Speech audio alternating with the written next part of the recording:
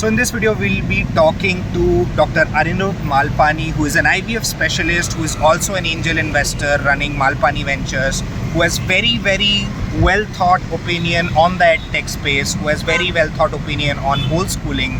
And he's the guy who fearlessly talks about whatever's there in his mind. So it's a wonderful conversation. Check it out. Watch it till the end. Most of the people who are anti-homeschooling are the ones who know nothing about homeschooling. And why do you think they started? Why did Lord Macaulay start the British schooling system in India? Not out of the goodness of his heart.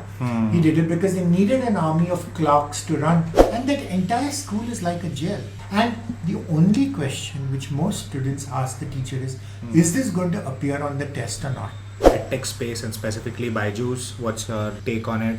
My criticism is instead of taking advantage of that and putting students first, you prioritize making money first. You're creating an army of graduates, most of whom are unemployed because there aren't enough jobs, and most of whom are unemployable. It's the unconventional guys who do well in school. I have been following you for some time. I actually You're a stalker, lurker. What is going on, Sachin? Yes, should I be worrying about this? Yes. You can say I'm a stalker of Malpani Ventures, and I got to know about you when I pitched last year to I think Siddharth from your team, and that's when I read a little more about you. I figured I saw you on Twitter. Really you don't see me anywhere else these days. You know why? I know why, and I will talk about it if you're okay with that. Yeah, of course. I'm okay to talk about everything. Sure, cool, perfect. So, first thing that I want to talk about is you're a doctor. You've all your life you've been a doctor, and now you are very actively investing in early stage startups, right? I also do lots of other things just out of interest. Okay. But anyway, I'm just kidding. Go ahead. So yeah, how did you make this transition? And also early stage investing is quite risky, right? And all the wealth that you've made by being a doctor, you're putting all that money okay, so let's just step back. Cool. None of the wealth which I made as a doctor is wealth I will ever put in a startup. Okay. Because professional income is so hard to earn. It's blood, sweat, tears, sleepless nights. So that's not it. Let me tell you that. Okay. I think God has been kind in the sense I'm a listed market investor. I'm a value investor, and the Indian markets have done very well. Okay. Some of it is because Rakesh Jhunjhunwala is a good friend. He's my role model, and I think the great thing about it is it's passive income. Okay. And when you have that passive income, all of us, I know money is fungible, but you all have mental accounting buckets. Correct. So the money which you earn with your sweat and tears and being a doctor, that's not money you're going to put on anything else. But the money which you put in the listed space has grown because the Indian economy has grown so well. Okay. And then at some point you need to think of asset allocation. So you will continue leaving that money there and it will continue to grow. But what else do you do with that money? Okay. And the great thing about that is that it gives you so much more flexibility because it's your personal money. And it's money I can afford to lose without losing sleep over. That's the only money I would ever put in a startup. Got it. The reality is startups are complex, they're fragile, most of them will fail, no matter how good the entrepreneur, no matter how good the pitch, the presentation, everything else. That's just the nature of the beast. And we're big boys, we understand that. Got it. I always tell people, I have no success stories worth talking about. But that doesn't mean I won't continue investing. I will. My intent is very different. I'm not so fussed about the financial return on investment because I have another asset class which does that well for me, which is the listed space. Okay. So what am I looking for in the startup space? I get to hang out with young guys like you, which I think it makes a difference. It keeps you young. Definitely. Typically when you get older, you start bitching and moaning and whining about how terrible the world has become and how terrible politicians are and how terrible आज के बच्चे कुछ करते नहीं है, पढ़ाई नहीं करते हैं, सीखते नहीं है. हमारे ज़माने में हम ऐसा करते वैसा करते, and it becomes like an echo chamber. I know exactly what. And the good thing about hanging out with young people is that they don't have all that emotional baggage. They look at the world with new eyes. And if you can catalyze some of that stuff, I think, that's great. So it gives me a lot of emotional joy. So in my head, this is my emotional income. I measure the learning on investment I get on this, and the good thing is that everything is of interest to me, whether it's the metaverse, whether it's fintech, Whether it's AI, I can't afford to let entrepreneurs take me for a ride. Got it. और कुछ नहीं तो थोड़ी तो पढ़ाई सीखना पड़ता है. And then it's not just academic. Hmm. You're doing it because you need to ask intelligent questions. You need to know whether Correct. what the entrepreneur is saying is BS or not. So good stuff. And it actually becomes a positive virtuous cycle. Because at some point you start thinking, how can I apply this to my practice? Don't Got forget, it. doctors are entrepreneurs. Also, you know, you run a Definitely. practice, so many things. So Definitely. I've been happy. It's not something which was planned in the future. If you'd asked me this 15 years ago, I'd said, of course not. You know, I'm a doctor, I'm doing well for myself, all that stuff. But so much in life happens which you don't plan for. Serendipity. So God has been kind. Got it. And also this also is a mechanism for you to keep exploring new stuff, like which you like doing based on my limited knowledge of who you are. Awesome. So just wanted to understand, like, if you may want to disclose this. Yeah, please. Nothing is, so, you know, I'm not a politician. There is nothing off the record. Feel free to ask me Yeah. anything you like. I'm not going to. So how much do you invest, like, and what's your average ticket size? So the average ticket size is progressively increased over the years. For Okay. one thing, we are willing to take bigger risks, bigger bets. The markets have been kind. You have more money. And plus, as you get older, my goal in life is to die broke or to die with zero. There's actually a great book. Both these books. Okay. There's a book called Die Broke. Okay. And there's a book called Die with Zero. Okay. And they're great books. So Okay. it's like, you know, my kids are grown up, capable of looking after themselves. We don't have a very lavish lifestyle. It's only my wife I need to keep happy. So many things. So I think at some point, because the public markets have been kind, we're also happy to take bigger bets. And we think our ability to take bigger bets is increased because we Okay. made so many mistakes in the last year. So, you know, I mean, we'll continue making mistakes. As long as they're new mistakes, I don't mind. But therefore, we're kind of more confident with writing bigger checks. Got it. Do we have a framework? Yes. But you know, the beauty is because it's my framework, I can bend it, You can I change can it. break it, I can do whatever I like. So we try to be very transparent. We Got tell it. entrepreneurs, you know, share. And I can't tell them one thing and not do the same. So we have a team. So the way we work is I'm happy to engage with entrepreneurs because that helps me to learn. But the trouble is I get carried away by entrepreneurs. Most entrepreneurs are charismatic, very charming, you know. You always go, wow, what a great guy, boss, isko to paise dene hi chahiye. But then you end up making a lot of mistakes, and I've made them. Correct. Which is why we have a team, which is why we have Siddharth and Dhruv who say, doctor, you're an idiot. You can't do this, and you shouldn't do this, and do your due diligence. And we're hoping that we will come up with a framework which works for us. Got it. I don't have to compete with VCs. I don't have to compete with the rest of the world. I can afford to be contrarian. I'm not looking for, you know, kitna paisa bana, kab bana. I can be very idiosyncratic. And I think that's a nice thing about being an angel investor. That, you know, if it works, great. It gives me joy. If it doesn't work, okay, fine. You know, maybe I'll do a better job. the next Anyway, I time. knew ki 95% of all startups will anyway fail. That's Or the, 90%. that's the excuse I give for my poor success rate. And the only person I need to tell my wife is, because she says, okay, you know, I think you're a crackpot, but if that's what you want to do, then go ahead and do it. So I'm trying to convince her. You know, why don't you identify women entrepreneurs? Got She's it. a big believer in women entrepreneur empowerment. She's a big this thing about how the Indian society is patriarchal. You know, women don't get a fair deal. I have 2 daughters who've grown up. I said, you know, great. We've built up the infrastructure, so our ability to start taking bets. And the good thing is that I don't need to get deep into the details because that's not even my strength. I don't enjoy it, but that's what the team does, and they do it well. So Got it. we'll see. Got it. One thing I wanted to ask. So I know. So first let's talk about women entrepreneurship. I have, and it's not backed by any data. This is based on my first-hand experience of working with women entrepreneurs because one of my second boss, I was working with this chain of backpacker hostel called goStops, and the CEO there was a lady basically. And she was an iron lady. She was running an operation intensive business and like in 36 location, and you know nothing could move without her knowing that okay, she would know everything that's going on in the company. Sounds like my wife. Sorry, just kidding. Yeah. So what I think is that, and I've met other women as well who are who are into entrepreneurship. I think there is one thing that they have that a lot of other people lack is discipline. I think they are very diligent about, so if they have committed to something, they are more likely to kind of stay committed to it and, you know, losing the track in the middle, right? And the problem with a lot of entrepreneurs is that they start off with something, and then by the time they will, they give up too easily. They basically change the direction to... The fancy word for that is pivot. Pivot. Yeah, so you don't say that. But again, I think, everything has pros and cons. So I'll tell you, because it's 10 times harder to be a woman entrepreneur, the women who finally choose to be an entrepreneur have self-selected themselves. So you're in one sense getting the cream of the crop. So I think, they obviously have very, very different DNA as compared to the average male entrepreneur and the average woman. No question about that.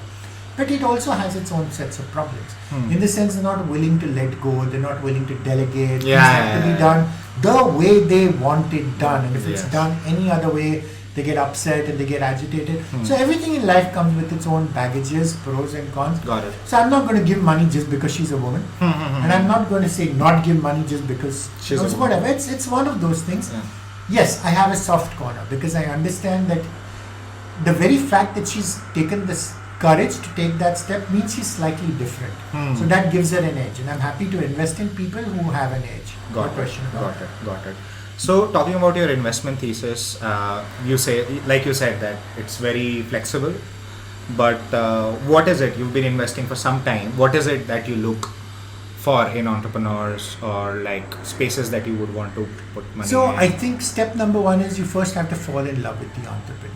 That has to happen. Otherwise, I don't think anything moves forward. All the bets you're taking in early stages basically on the founder. Will he do what he says he does? In case things don't work out, will he be able to handle? How resilient is he? And the truth is you can never make out. And, I've been taken for a ride multiple times, and that's perfectly okay. It's very hard to judge people. It's very hard to judge your prospective spouse. Got it.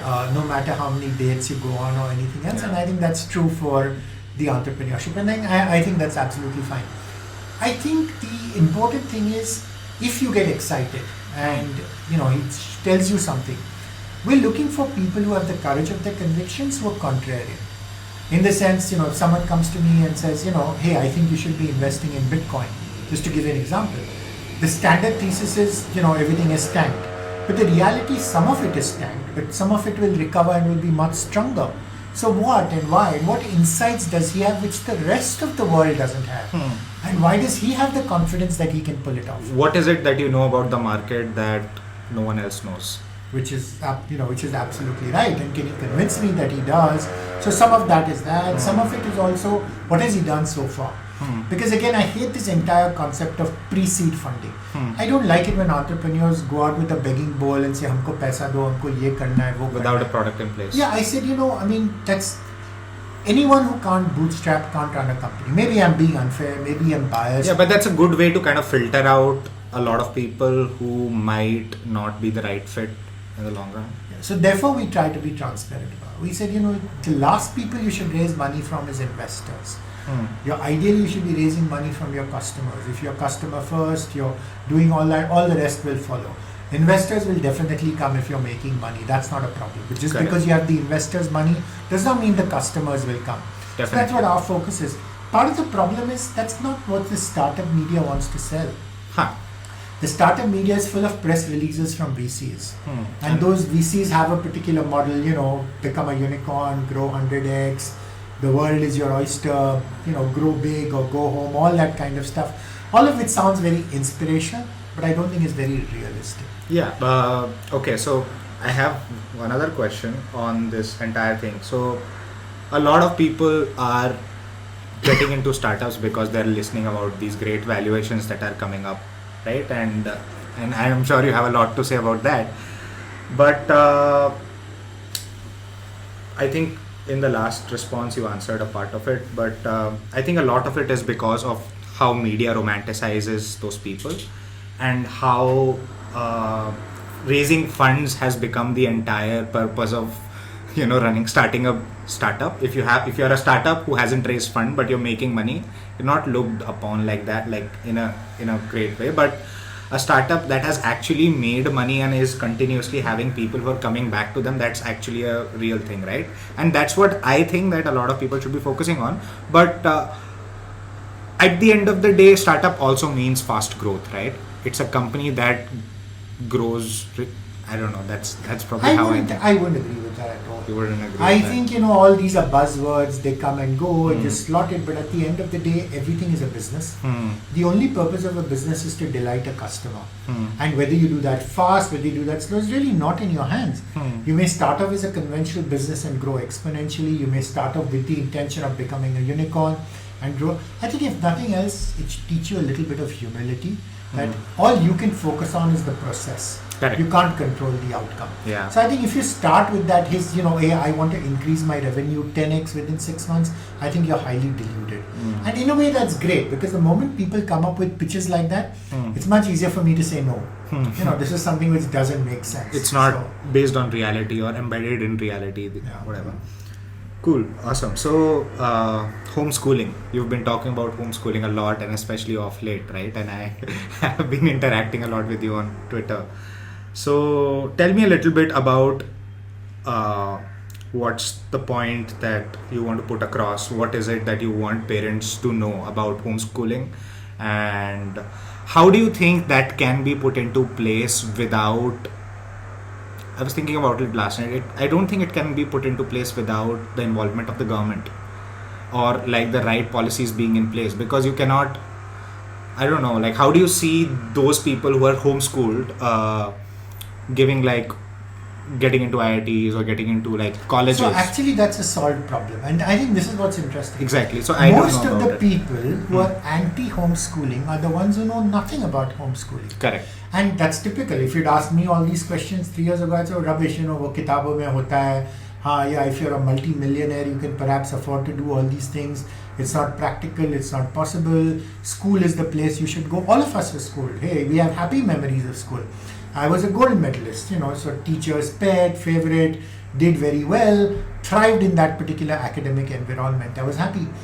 But it's only afterwards that you realize that you did well in spite of school, not because of school. Because you had a home environment, you had parents who pushed you, who had parents who told you, look, think for yourself, never mind about some things, and some of it came naturally to me. So that was, life was kind. But now when I step back and look at some of this stuff, so much of our schooling system is so broken, but you only realize that in retrospect. So I had a lot of criticism when I talk about homeschooling. First thing is, what the hell do you know? You want homeschool yourself.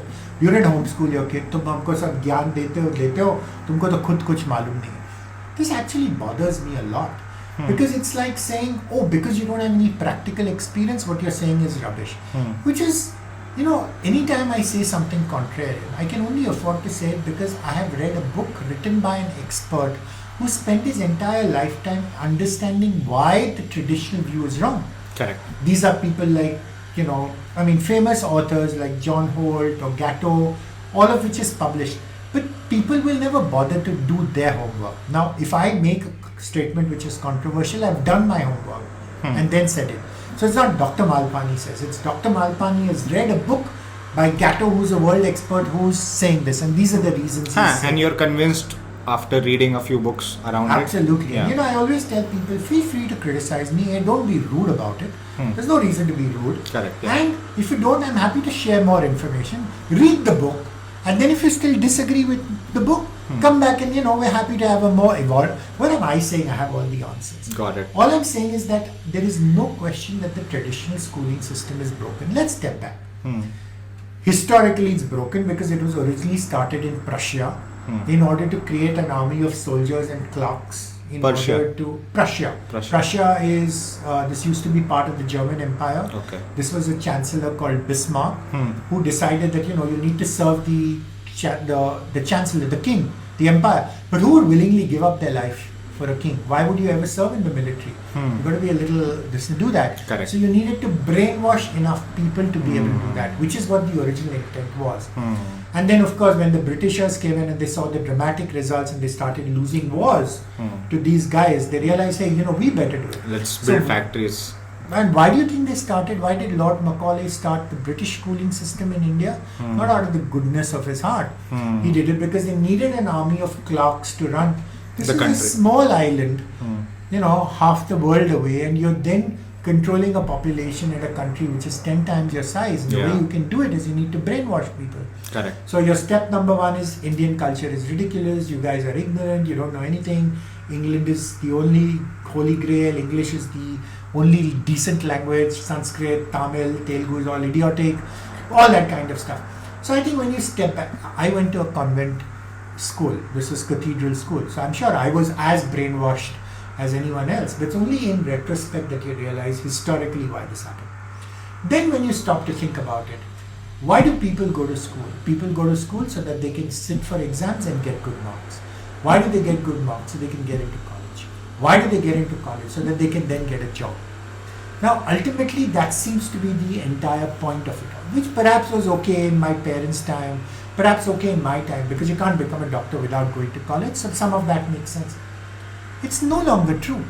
In fact, I think it's a formula for unhappiness, because you're effectively saying, hey, you're going to be a rat like all the other rats, but the chances of you succeeding as a rat when there are 1,000 other rats are actually surprisingly low. Got it. If you spend the same amount of time and energy instead of swatting for 2 years for an IIT exam in Kota and did that something learning how to create games on Roblox or Fortnite or Epic Games, you'd actually have a skill set which people would pay you 10x what anyone else will. But everyone wants to do what everyone else is doing. Correct. Partly because you're brainwashed. You can't afford to think out of the box. You've got to do what every other parent is doing, and every other parent is competing. Mera bacha ye school mein jayega, private school mein jayega, tuitions lega. So let me tell you how it works.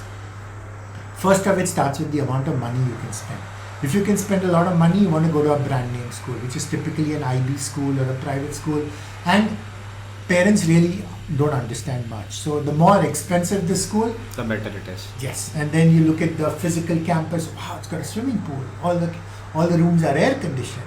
The class size is this, that, and the other. And it's so competitive to get in. Or Amitabh Bachchan ke bacche jaate hain. All that kind of stuff. Got it. So it's all the branding. So this is the higher.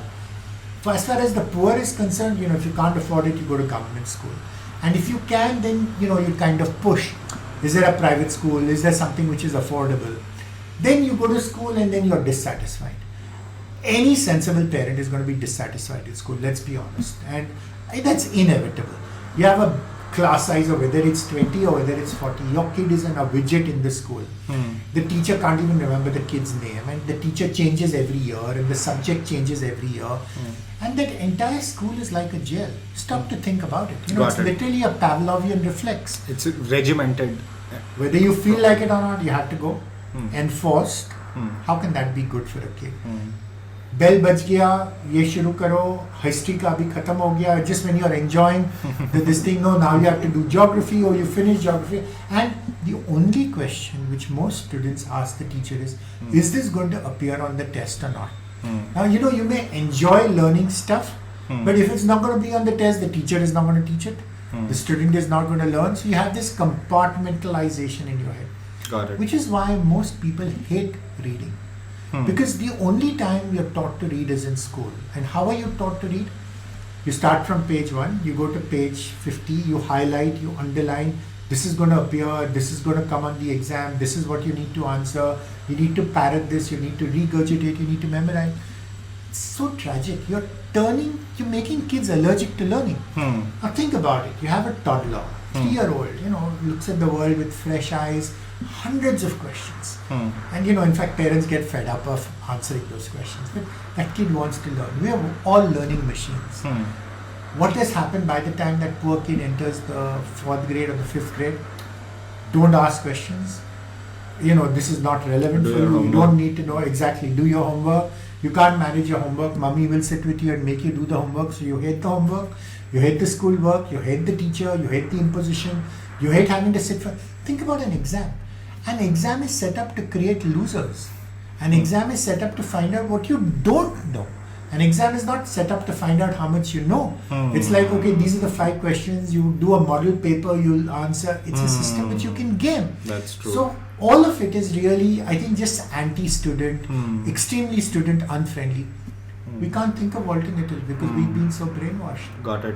So one question I have is, say for example, if 5 years down the line I have a kid and I want to send that kid, I want to do homeschooling for the kid.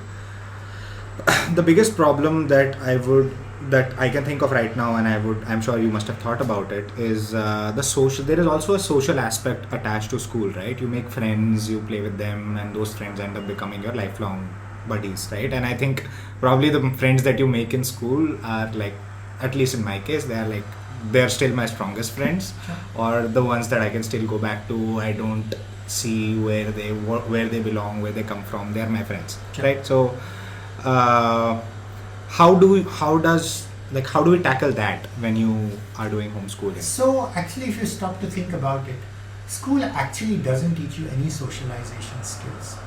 Because you're locked up in a jail. So does a jail teach you socialization skills? Using your logic, of course it does. You're trapped in a prison with 50 other criminals. They will teach you crime, they will teach you how to lie, they will teach you how to cheat. So you've been socialized to be a great criminal. So this way school will socialize you how to conform and behave with social norms. So it will teach you bell baj gayi, class mein aao, teacher ne sawal pucha, jawab do. The teacher is the one who does all the talking. The teacher tells you to shut up, you shut up. I don't think that's really the kind of socialize. So when do you socialize? You socialize on the bus journey, you socialize during recess, you socialize during lunch break. So your highlights in school are not what happens in the classroom, which is actually what a school is meant to do. It's meant to educate you. Correct. All the socialization is happening outside. But the reason it happens is because you were trapped. Now suppose you weren't trapped and you had, honestly, there's 8 hours of schooling. Most of it is wasted in lining up, assembly, recess, break, moving from one class to another, waiting for the teacher to come, roll call, all that rubbish. Most of the academic stuff in 8 hours in class, you can easily finish in 2 hours at home, which means the rest of the day is free. So you finished all your academic stuff. Now you can explore the rest of the world. And that's when you learn to socialize. When do you learn to socialize? When you go shopping, when you go with your parents, when you go to a marriage, you go with your family. I don't think we live in a cocoon. Because you were forced to go to school, your best friends happen to be your school friends. But typically, again, that's not a wide variety. Because they're all the same age, the same social strata, the same background, usually spoke. Whereas if you were homeschooled, your friends would, either people in your own society, community, building, they would actually be much more. Because you would have time to play games, you would have time to pursue hobbies. You would maybe go for a piano class where you would meet an entire group of people who are not your age. There'd be people who are 5 years senior, there'd be people who are 5 years junior. Much more like real life. Yeah. You learn socialization skills in real life. You don't learn socialization skills in school. That's true. You think you learn these things in school, but when you actually go a little bit deeper, you realize that's not true. Got it. Awesome. So next question I have is regarding EdTech space and specifically Byju's. What's your take on it? So, people have often asked me this. I have nothing against Byju's. Honestly, why would I? I think they had a huge opportunity. I think they had the first mover advantage that they introduced technology on a large scale. They raised so much money. Full marks for that. Having said all that, I don't think there was any tech. There wasn't any innovation. This was just Khan's Academy for videotape lectures for an Indian context, whatever it may be. Distribution was the main thing. And they did it. You created all these cool videos which weren't there. You distributed them on tablets. You had SD cards and stuff. So great. And you had some positive momentum going for you. My criticism is instead of taking advantage of that and putting students first, you prioritize making money first. Now maybe that's the nature of the beast. The moment you raise money from an investor, you need to give an ROI. Everything is mark to market. If your valuation is 100 million, it has to go to 200 million. If it's 200 million, it has to go to 1 billion. How do you do that? You need to stuff your sales channel. You need to create revenue. How do you create revenue? By employing an army of salespeople. How do you get your salespeople to behave that way? By mis-selling.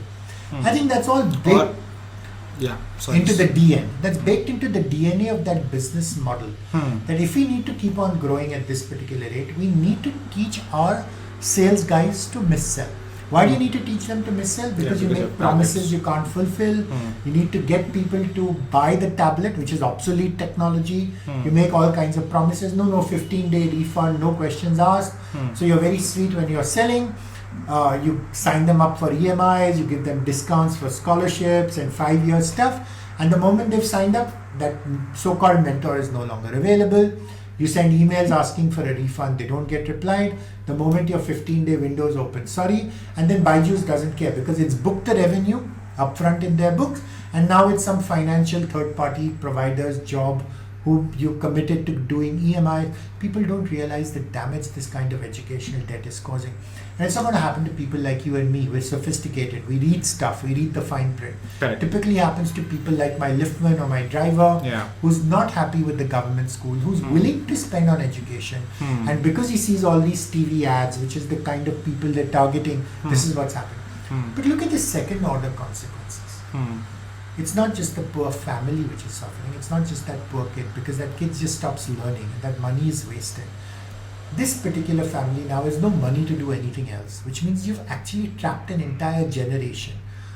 All this content is available for free on the internet and much better quality, whether it's Khan Academy, whether it's Correct. YouTube University.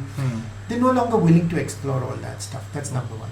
There are better social impact EdTech startups which are available, which effectively you've killed because you've just taken over the market, and therefore they don't have any standing, they don't have any ability to generate any revenue. So you've killed the competition because you're mis-selling. There are also other much worse consequences, because effectively this has now become the business model. You're the market leader. So the other VCs are now pushing their EdTech startups to follow exactly the same What you're model. doing. So Baiju starts tuition classes in real life. All the other startups also start tuition classes, whether it's Unacademy or whatever else. So it's like follow the leader. Ye jo kar raha hai, wo tum bhi karo. You're just making a farce and a mockery. You started off as a digital replacement for real life tuition classes. Now you moved on to doing tuition classes. So now your new sales pitch is we're hybrid, we're brick and mortar, click and mortar, all that kind of, you're just hoodwinking people. And I have a much deeper philosophical issue. The deeper philosophical issue is, I think this entire tuition class system is completely broken. You're making people dependent on someone else. You're not allowing them to use their initiative. You're spoon feeding them. You're treating their brain into mush. So effectively all you're teaching them is how to score more marks in an exam. That seems to be only goal. Correct. You know what's happening today? You have doctors now. So these are what? People who've been through, smart guys, done well in an exam, who are going to become neurologists and they're still doing tuitions. Of course, now they're not doing school tuition, not K-12 tuitions, but they're doing tuitions for their medical entrances. Now they're doing tuitions to get into your postgraduate seat. So what, बस patient आएगा तो तुम tuition teacher को पूछने वाले हो क्या? अरे यार, so all they know is how to answer MCQs. Yes. I mean, I'm actually worried when I get older, what kind of doctor am I going to get? What kind of engineer is going to build the roads on which this thing? Just so much toxicity which has been spread in the system. And in a way, maybe you're right, it's not fair to blame Baijus. You're going to say, hey, that's part of the system. They took advantage of that. But when you had that option, that opportunity to do good because you raised so much money, Correct. you squandered that opportunity in acquiring companies. You could have led by example and actually raised the bar of education in India, but essentially what you're doing is picking up what's being taught in class and You teaching. actually dumbed everyone down. Yeah. You effectively said, here's the video, what's the video, these are the questions, you answer these questions. I mean, who are you fooling? So I actually think whether it's this obsession with marks, it's this obsession with exams, it's the obsession with tuitions, it's the obsession with homework. What I call the education drugs, the meth. We don't even realize how toxic each other is. We're so Correct. used to homework. And it's only when you step back, and now fortunately I have the hindsight perspective. I can look at all the books which have been written about the harm which some of this stuff does. So that's the advantage of a 30,000 foot view. Got it. So one thing that I have to add to this is that I've been in the startup space for 7 years, either as like a founding team member or a co-founder myself. One of the biggest challenges that I look at, that I face because is young people who just come out of college and people have done engineering or people have done, whatever courses that they have done. They are not able to figure like simple things out. Like Googling is something like it's a very basic thing. You have to ask, you have somebody to answer all your questions at all points of time. But people are not able to Google their way to solve a very like basic problem, simple problem like coordinating with somebody or finding out a few partners here and there. These are basic stuff that anyone should be able to do, especially if you have been using the internet for 10 years now. So I think that is something that is happening. And when you said that schools and companies like Byju's or like a tech startup like Byju's are spoon feeding kids from day one, they don't know how to figure it out just by themselves. You understand? I think you described it so well. You're creating an army of graduates, most of whom are unemployed because there aren't enough jobs, and most of whom are unemployable. Correct. Because even if you did employ them, you would have to they would have to unlearn everything then you would have to relearn, which is why Infosys has its own university on campus. I mean, the whole thing has become a sham, a farce, a mockery, but what bothers me is we don't acknowledge it and we continue subject. They're our kids. It's our responsibility. You can't say it's the national education policy or the government is doing, मैं क्या कर सकता हूँ और बाकी सब parents कर रहे हैं तो मैं किस खेत की मूली हूँ, अगर मैं ट्यूशंस के लिए नहीं भेजूंगा तो मेरे बेचारा बच्चे का होगा. This is all, you know. Parents भी उसी system के part है ना, उसी system के product है. At some point you have to say the buck stops with me. It's my kid. I need to be responsible. There are much better. These alternatives were not available 30 years ago. There are much better alternatives. There's a reason why Elon Musk doesn't send his kids to school. So you want to learn things selectively. You're not. To come back again to your point, that's the beauty about homeschooling. Is that you're providing the most child-friendly environment possible. Because you love your kid far more than anyone else in the world will. You have the ability to provide world-class teachers, because you know what, they're all on YouTube University, trust me, to your kid. You're allowing the kid the freedom to learn for himself, and he's learning real life skills. Tomorrow he wants to find out how a rocket works. You're saying, you know what, where don't we go to ISRO on this summer holiday? Or why don't you send an email to the ISRO chairman? Let's see. People have a soft corner for kids. Got it. People are happy to give internships. So if you take the initiative, you're teaching your kid, look, and the right answer is, let's figure it out together. Which no teacher has the time or the energy. Teacher says, ये एक syllabus है, ये curriculum है, ये खत्म करना है, finish, that's it. Whereas when it's your own kid, your whole thing is going to be great question, let's figure it out. Got it. Great question, let's answer it. So you're then teaching your kid real life skills. You're teaching your kid how to socialize with people he doesn't know, remotely, digitally, stuff like that. You're actually giving your kids such a huge head start. Got it. So as long as you start obsessing about the 5th grade and the 6th grade and what marks you got and how he's doing it, I think it's just ridiculous. Got it. But unfortunately, like you said, when people are brainwashed, it's not even just one generation now, it's 3 generations. So what's happened is that brainwashing hasn't gone away, but you need to prepare your kid for the future. And you preparing your kid for the past. And that future is going to be very, very different from the life which we're leading in today. Got it. The jobs which these kids are going to have haven't been even created today. And most of the jobs which you're teaching them for will be done either by machine learning algorithms or robotics. Correct. So you're actually consigning your kids to a life of hell by forcing them to go through this. So what do? You send them to these 8 or whatever years in school. Not happy, then you send them 2 years in quota. I'm just surprised the suicide rate in quota is not higher than it is. If you watch some of those serials, what kind of life? And these guys, I mean, they don't play games. But you know what? For a lot of kids who are going to quota, it's like free from jail kind of a thing, because once they are there, their parents are not there and nobody is there to send You them know, to. you're right. You're absolutely right. But what are they? They've gone from one jail into another jail. So maybe you don't have that parental supervision. Yeah. But all you're doing all day long is swatting.